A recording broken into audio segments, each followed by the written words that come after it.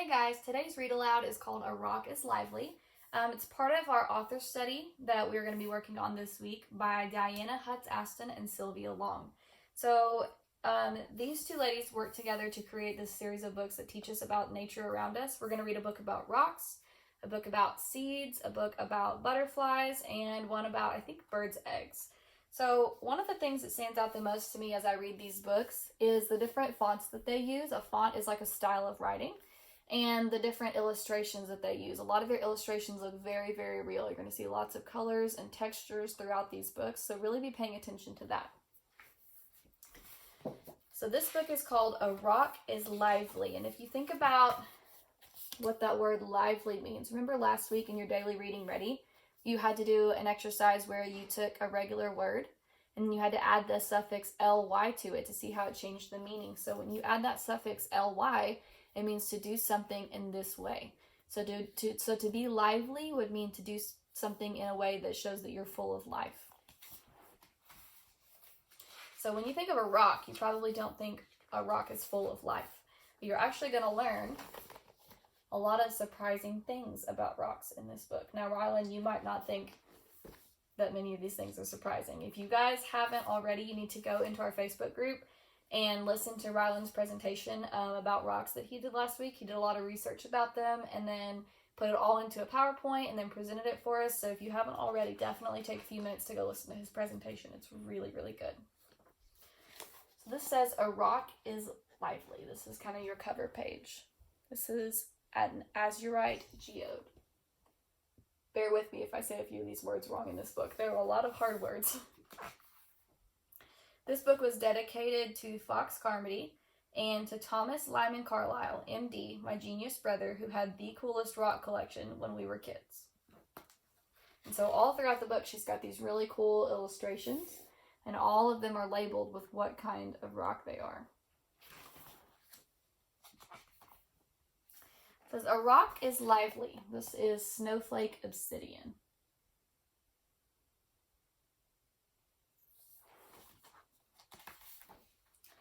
Bubbling like a pot of soup deep beneath the earth's crust. Liquid, molten, boiling. Depending on what type of rock it is, a rock melts at temperatures between 1,300 and 2,400 degrees Fahrenheit, or 700 and 1,300 degrees Celsius. So that obsidian rock starts actually down here in the earth's core, so you've got all the hot molten magma, and it starts coming up through the earth's different crust layers and turns into obsidian. So you would find a lot of that around volcano sites. A rock is mixed up. All rocks are made of a mix of ingredients called minerals. Just as a batter of flour, butter, and sugar makes a cookie, a batter of minerals makes a rock. The recipe for a rock might include minerals like aluminum, copper, diamond, fluorite, gold, gypsum, lead, nickel, platinum, quartz, silver, sulfur, tin, topaz, and turquoise. That is a long recipe. And then she's got kind of a recipe card over here, and it says lapis lazuli. Mix the mineral lazurite with a dash of sodalite and a pinch of both calcite and pyrite. Heat within the earth until a brilliant blue, like this.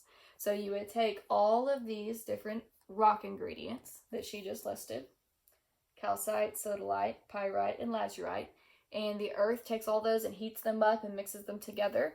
And this is the product that you get.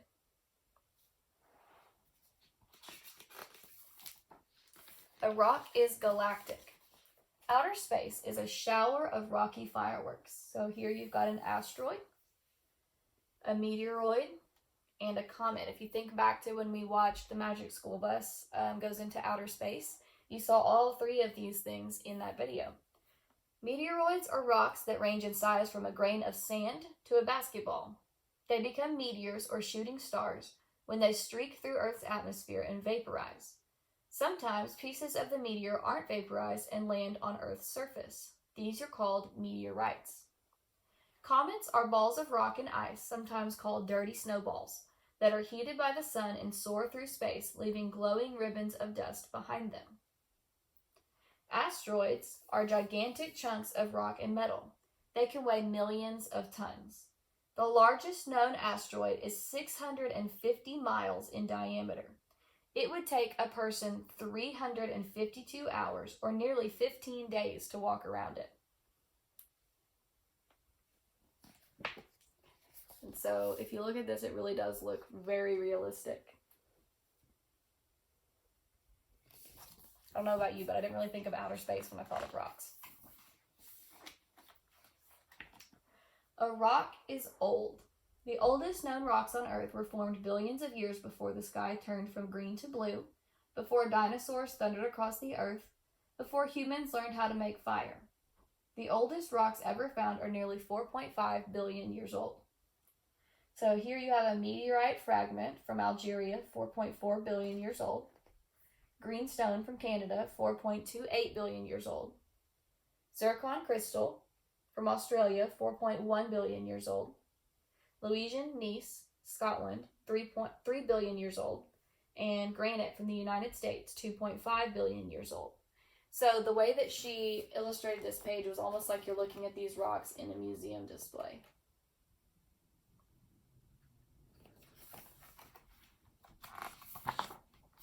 A rock is huge or tiny. Considered by many to be the world's largest rock, Australia's Mount Augustus is a sandstone rock with an elevation or height of 3,628 feet, or 1,106 meters above sea level, about 1,000 feet, or 305 meters higher than the world's tallest skyscraper. The carpets of sand on the floors and shores of oceans, lakes, and rivers come from larger rocks that have been ground through weathering into tiny grains. So a rock is huge or tiny.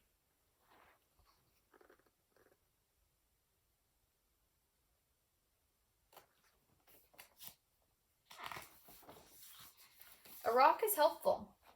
Some birds swallow stones to help them digest food.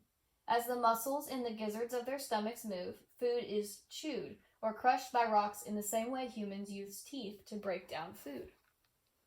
So that's what they're showing with this seagull at the top. Crocodiles, seals, and sea lions also ingest rocks. The extra weight or ballast helps them dive deeper and stay steady in water. So without those rocks, he's not heavy enough to get down where he would like to in the water, so he eats those rocks to help weigh him down. Sea otters lie on their backs and use rocks to crack open shells on their stomachs. Seagulls drop mollusks onto rocks to break apart their shells. So I guess here, there was the chickens eating the pebbles, and then next it was talking about the seagulls dropping them down and the otter using it to break things apart. Chimpanzees and crows crack the hard shells of nuts on rocks. So they're using this rock to beat this shell apart.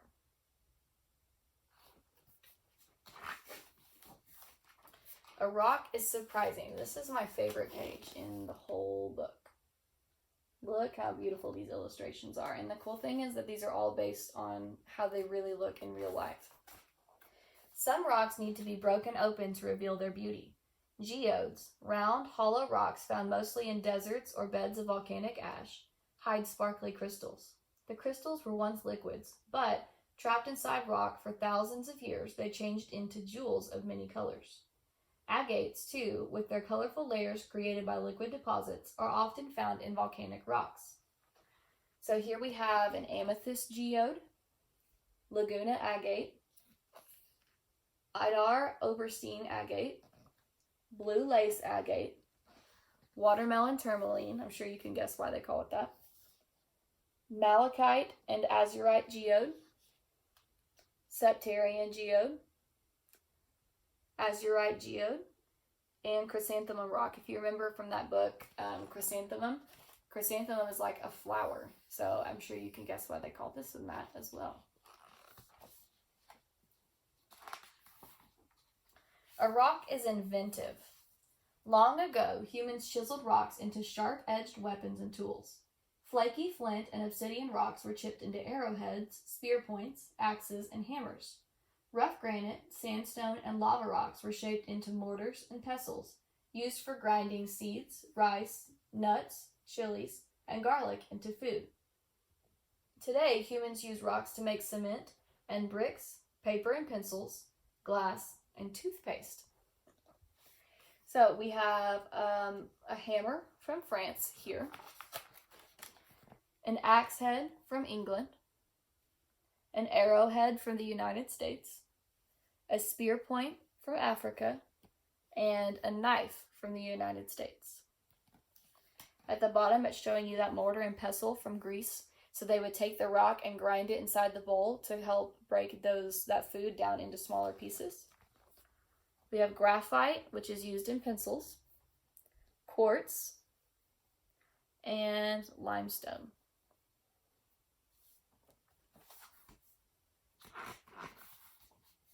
A rock is creative. Tens of thousands of years ago, before there was writing, ancient peoples told stories through symbols. With colors made from minerals, they painted pictographs on cave walls, rock shelters, and ledges. They chipped and pecked the surface of stones to make petroglyphs.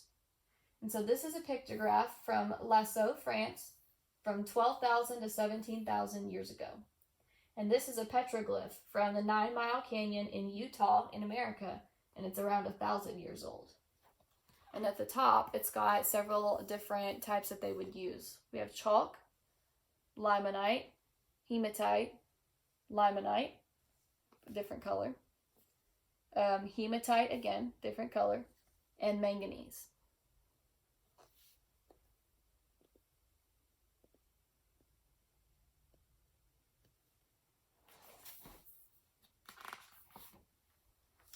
In more recent history, artists and builders have chiseled great monuments and sculptures from all kinds of rocks. So we have all sorts of things here. So we've got basalt and other volcanic rocks from Maui, Easter Island, 500 to 750 years old. We have limestone from the pyramids of Giza, Egypt, 4,100 to 4,600 years old. We have sandstone, dolerite, and others in Stonehenge, England, from 3,100 to 5,100 years old. We have marble from the Taj Mahal, India, about 400 years old. Onyx from, this is a mother and child statue, and this was in the United States. It's about 60 years old. We've got Mount Rushmore from the United States, almost 100 years old. And then we've got marble. It's a statue of David from the Bible by Michelangelo in Italy, and it's about 500 years old. A rock is recycled. Sedimentary rocks like coal and limestone have eroded over time into smaller pieces of sand, pebbles, and gravel, then were pressed together like a layer cake with fossils, seashells, and decayed plants. Metamorphic rocks began as sedimentary or igneous, but were baked and squeezed so hard by heat and pressure, they became metamorphic rocks like slate and marble. Igneous rocks are formed by magma. When magma erupts through volcanoes, it cools and hardens into rocks like granite and pumice. Pumice is so lightweight that it floats. A rock doesn't hurry. Over thousands of millions of years, it changes from one form to another. This is called the rock cycle. In a process called erosion, a rock is squashed and scraped by glaciers, whirled by waves and rain, and pushed deep into the ocean or into the earth until it turns into magma. Then a rock is once again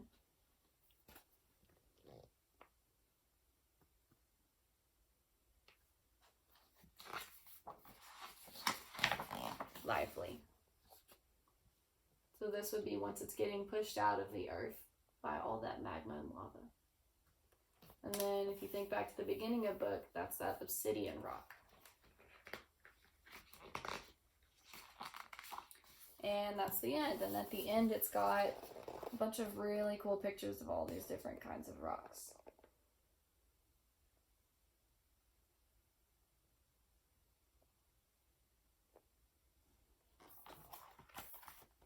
Okay, so now that you've heard about a lot of different kinds of rocks, I have an art challenge for you if you would like to do it. It says, choose a type of rock from A Rock is Lively that you'd like to illustrate.